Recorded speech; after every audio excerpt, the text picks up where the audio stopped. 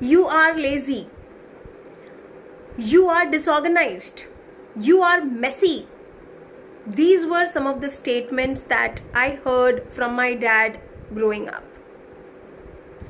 And as he repeated these statements, I repeated these statements to myself. I internalized these statements and I told myself, I am lazy. I am disorganized. I am messy. And years later, when I thought about starting my own setup and working for myself, I told myself again, Gayatri, you're lazy. Come on, how can you start up your own business? That's not going to be possible. You cannot set up your coaching practice. You're so lazy. And when I repeated that to myself, I paused. From where is this identity coming? I am lazy. From where is it coming?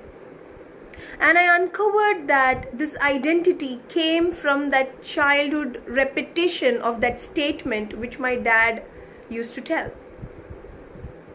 And this is why, as parents, as educators, as someone who is constantly in touch with children, we have to be very careful about using these words. Are we pointing out a behavior, or are we labeling the child with an identity?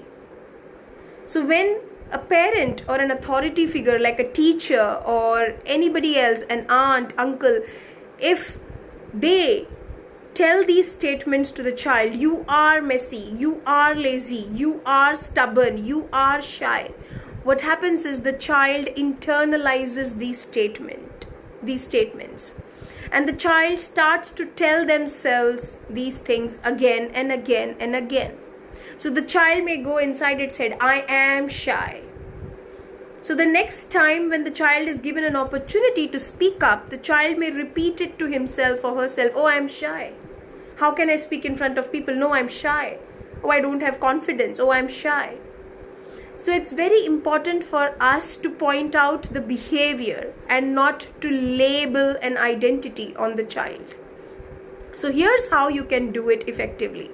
So instead of telling you are lazy, point out the exact situation where you're noticing the lazy behavior of the child. So you may say that I notice you behave lazily when it comes to cleaning your room or cleaning your cupboard or cleaning your desk. Okay. I notice that you behave shyly when you have to talk in front of new people. So you are narrowing it down to a specific context, a specific area where the child behaves in a particular way.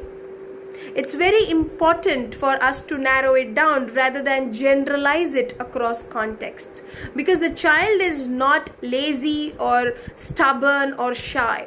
The child is behaving in a lazy way, behaving shyly, behaving stubbornly. So when you automatically point out that particular context and that particular behavior, it helps the child to know that it is not who he or she is. It is just a behavior, and behaviors can be changed. Okay, so ensure that you are not labeling that behavior into an identity, because in my therapy practice I have seen a lot of adults struggling with such unresourceful identities, which are nothing but a repetition of these childhood statements, the statements that they heard from their parents or teachers or their peer group in the childhood. So let's take this responsibility to use the words carefully. Take care, parents, and I'll see you with another video. Bye-bye.